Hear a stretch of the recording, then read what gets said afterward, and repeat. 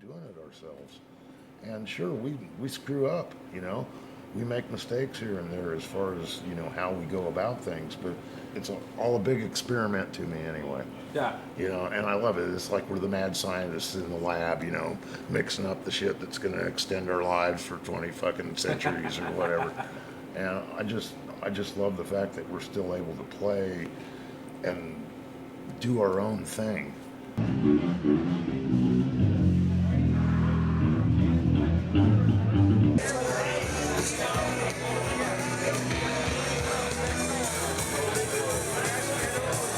You can't even screw around with that shit. You like one of the best bands you're ever gonna fucking see. You can call it what you will. I'm a diehard roadster. We're roadsters, man. Yeah. They've been around like longer than I've been alive. And you cannot fuck with Manilla Road.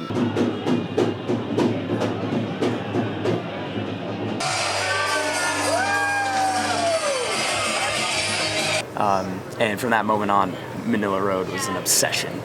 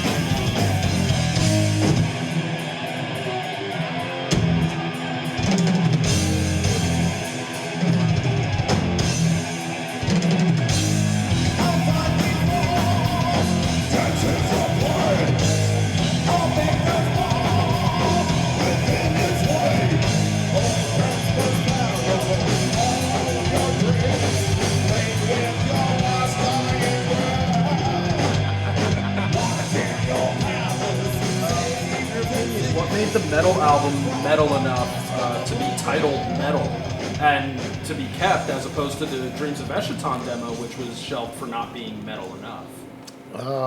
That's a good question. That is a good question. That's a good question. Thank you. Because I'm a narcissist? Next. Have you seen the cool poster? You know, we were sort of changing at that time from more of a space rock band, and we really wanted to be metal, you know, but it was such an early phase of heavy metal that you sometimes didn't even know it really existed yet. I think it was more of us making a statement of what we are, because, you know, we kept on having people ask us, you know, what do you play? What do you play? What kind of music is it? You know, because we were virtually an unknown band at that point. And we didn't know what to tell them. And so somewhere along the way, we just decided, okay, well, I think we're a metal band. And that was, in a sense, the beginning of our quest for getting heavier and faster and, you know, taking it to its limits, basically.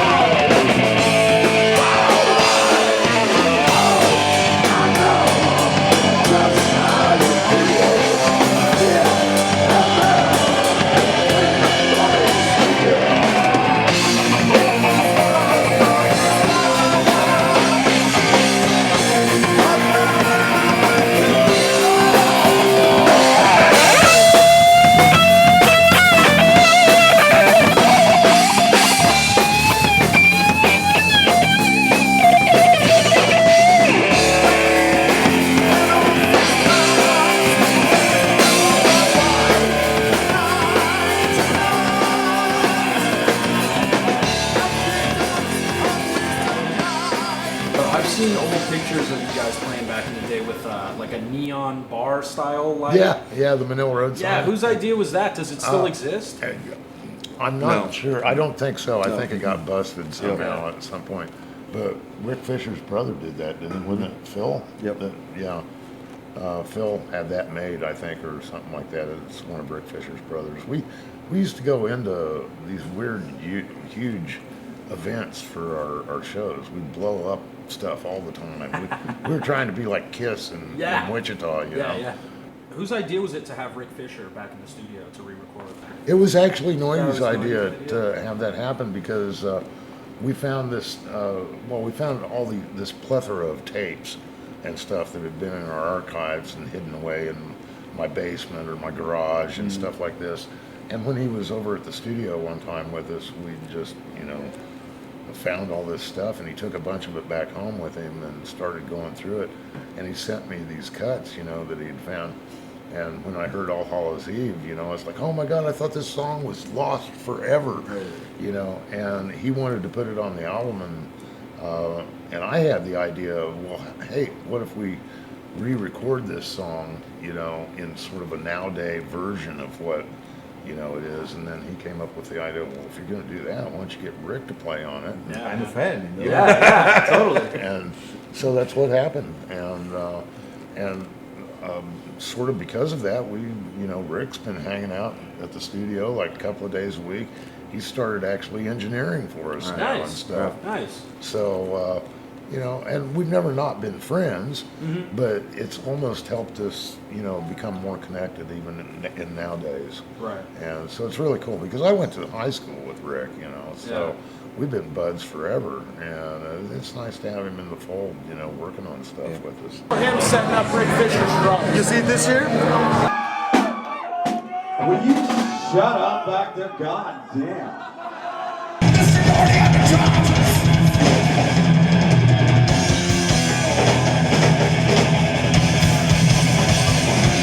The toms are open, but this at the bottom, it's closed. So this is what all the drummers have these days.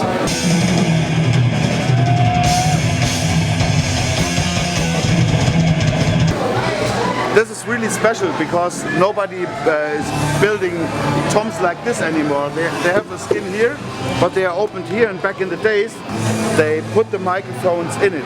And even if you listen to Power Slave from Iron Maiden, you have that special sound of Sennheiser microphones inside the toms. Nobody's doing that anymore.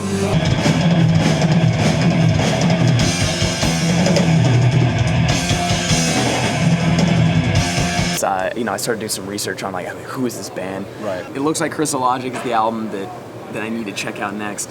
Yeah, obviously Crystallogic's my favorite album of the Rick days. Does anybody out there like the Crystallogic album? This little piece is called The Ram.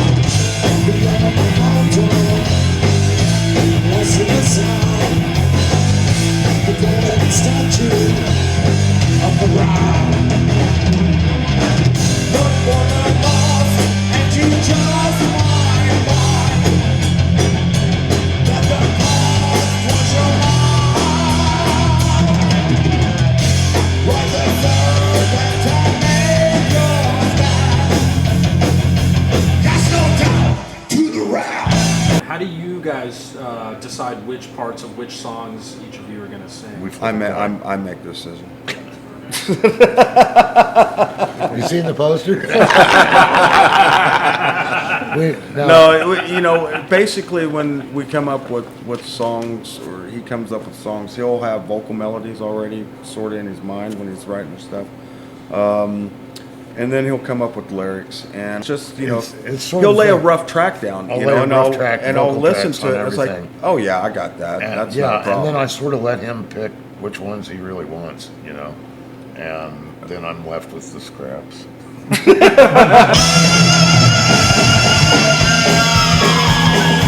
You cannot bookmark the shark.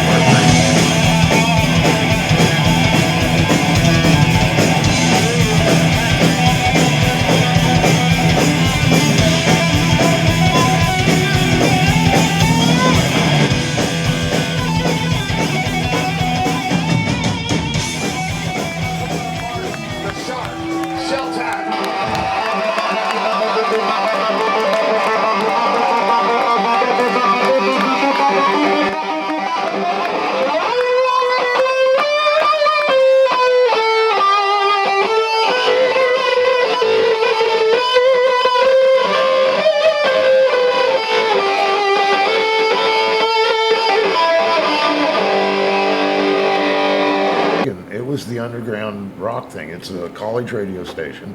I was a DJ there for like 3 years. Oh, cool. And I went under a pseudonym, but What was your pseudonym? Ian Azizian. Nice. And well, they were playing our music, and so we didn't want to think it was, we didn't want Like you're playing listeners your to own think music. I'm just playing. And no, I didn't play my own stuff. I let all the other DJs do that.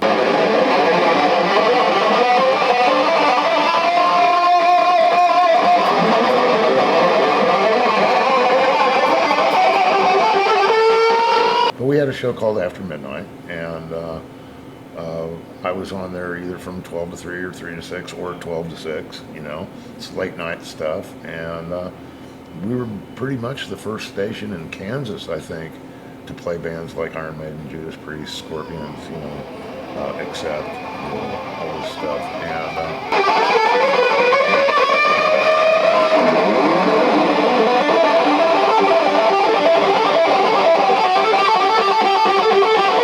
then I got a job at an oldies rock radio station, but it was really oldies, like Elvis and stuff like that. I didn't keep that job very long. As a matter of fact, my last night, I locked myself in the booth and I just played heavy metal for my last show all night long. And the producer was calling me, the station director was banging on the door, and I was like, no, not until my time's up.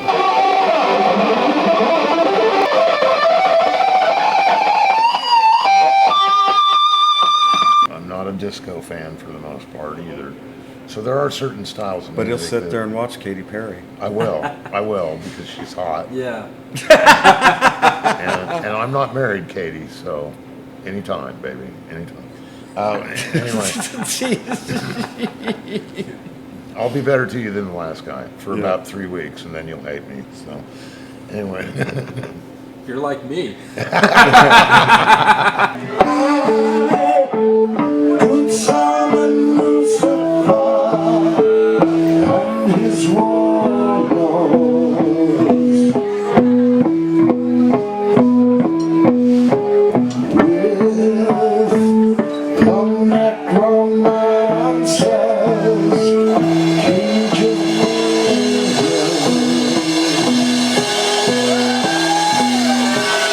Let's eat that bread!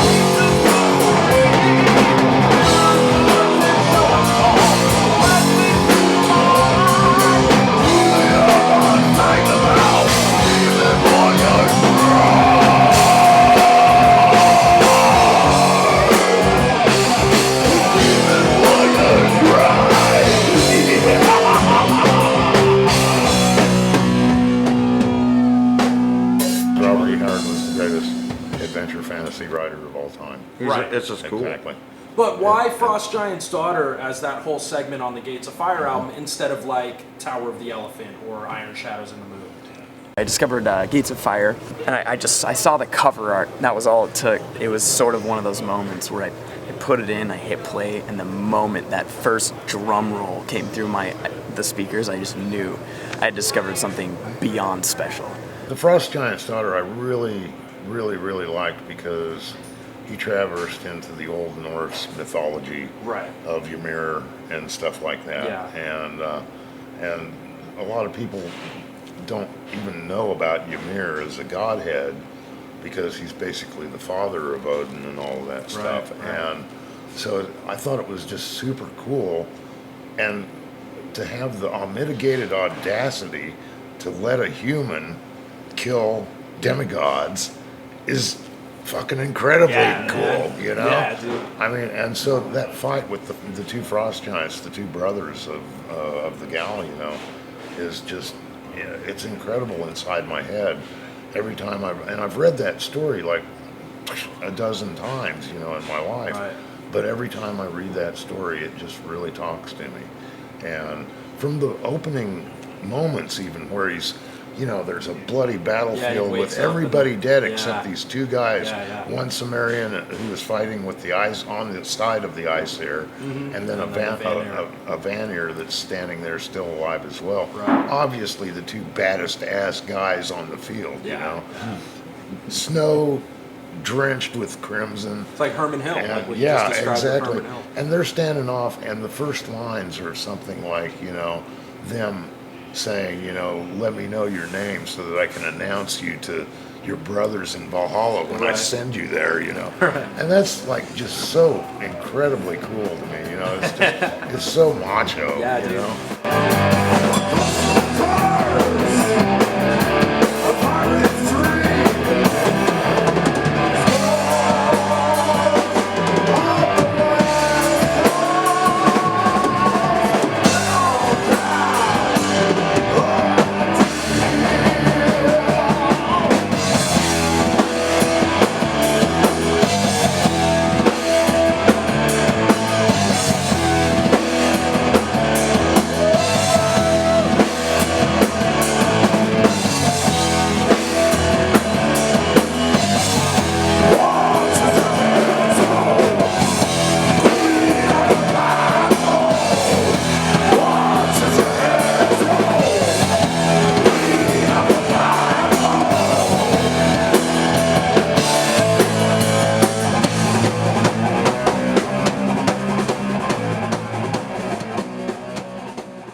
No, we haven't. No, this is our Never first got time. offers from the Pacific Northwest. Not really. It's crazy. No. Yeah. Well, yeah.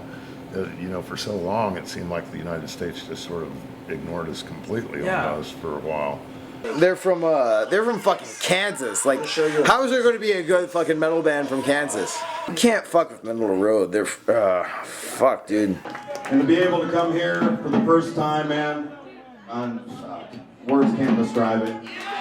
And we wouldn't be able to be here without every one of you, man. Really. We're truly grateful. Those guys are so cool. Of course, the first thing they did was they were like, your birthday? Of course we're going to play on your birthday. Right. And Noity, the drummer, he had heard the cover we did of Necropolis, which is yeah. on your album. Yeah, so, you know, he shot me a message like, we have to play on your birthday. And we're like, sweet, let's set it up. And we got a local promoter to agree to the guarantee, and we got it going. So we ended up getting to open for MANILLA ROAD for the first time we've ever played with them on my birthday, on our home turf in Salt Lake. Instead of having somebody, you know, cracking the whip on us, telling, oh, well, you got to do this so that you can sell, you know, and that's bullshit, you know. We just want to be us, and that's what we continue to do. And we tried to do a sort of a separation approach to the production on it so that you could really, if you don't have to strain to hear what the drums are doing or strain to hear what the bass or the guitar is doing, you know. Everything seems to gel together really well on this one, so I think we're on to something, and we're going to just keep on treading down that path, you know. I'd like to tell you our little journey, man. We traveled a long ways, man. But you know what? We should have been here fucking 25, 30 years ago, man. Unbelievable. Unbelievable. But you know what? This guy's taking a long trip over here. We have Mr. Nordy on the drums from Gibson, Germany. Over here on my 5-string, my bass master, Josh Castillo. And the lead vocals, Mr. Brian Elrody Patrick. Thank you very much. And the old bastard has led us on the road of King.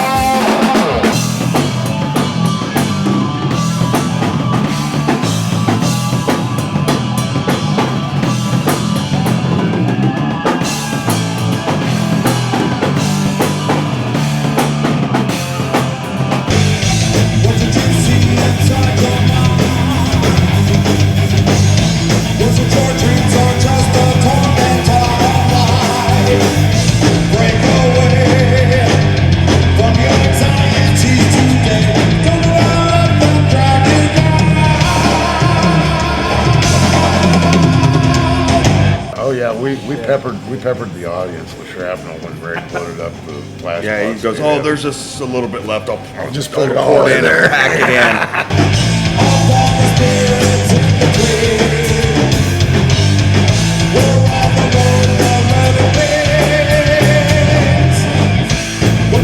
in. Man, I mean, just shrapnel. I remember Yeah. when it went off. I was lifted about that far off the stage, you know, and then I realized, man, I'm getting hit with all sorts of fucking shit here. What the fuck?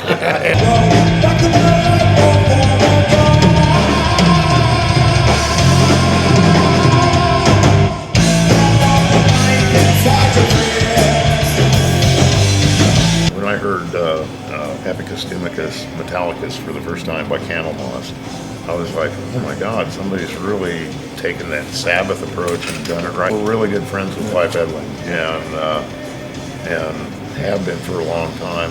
We've been lucky enough to party with him. I've heard that you were a big part of the reason why they... Black Dragon signed him. Yeah, I think I talked him into it. Yeah. Because they really didn't know. They actually, when I was there in '86, they asked me, what do you think of these guys? We don't know if we want to sign them or not.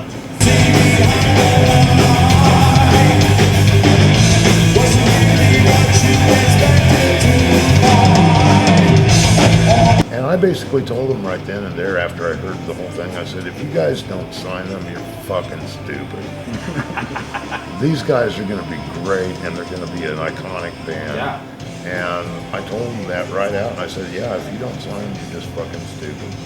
And they decided they were going to sign them.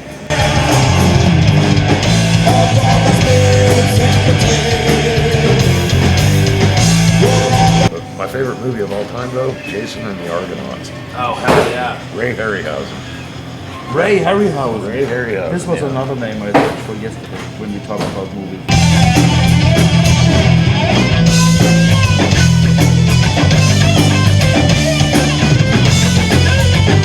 And I gave him the cassette, and we sat and listened to it. And he told me that really the only thing that he liked was the intro, the prologue. The rest of it he thought was shit. And he basically told me, I'll tell you what, I'll sign you if you give me an album's worth of Flaming Metal Systems type songs. He said, if you give me 10 songs like that, I'll sign you in a heartbeat. And I said, well, but we just finished this, and I just spent like $6,000 or so in the studio to do this one. You know, and he's like, no, I have no interest in that whatsoever. So Mike, it became an iconic classic of heavy metal. You were wrong.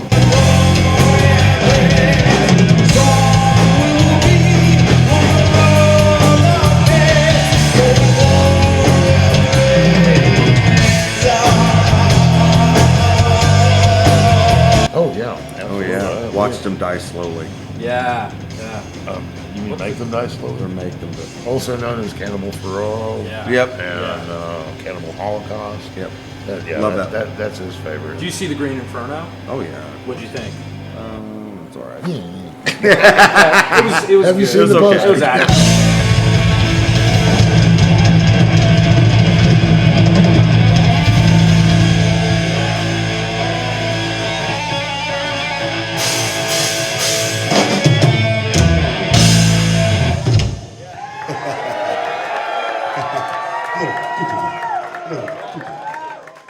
Hi, what's going on over there? Are we gonna do this for us and fire shit? I think we missed 4 bands.